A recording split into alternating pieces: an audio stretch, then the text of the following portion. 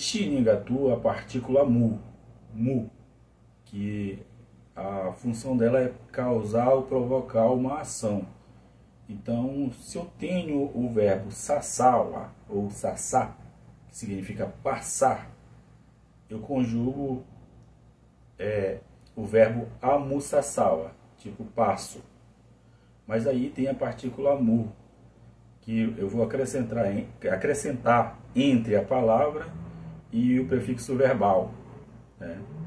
Então eu vou colocar amusassawa, que quer dizer eu fiz passar, eu provoquei essa ação, fui eu quem fiz passar. Amusassawa, eu fiz passar.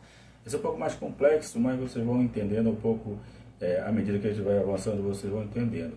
A partícula mu tem essa função, causar, provocar uma ação. Ela é acrescentada ao verbo e mais colocando aqui os pronomes pessoais, né? E acrescenta o verbo e acrescenta a partícula mu, que dá o significado de fazer passar. Eu fiz passar. Quem fez passar fui eu que fiz passar. Então, causei ação. Poderia ser que ele fez passar, poderia ser nós fizemos passar. Tá bom? É nesse sentido aí.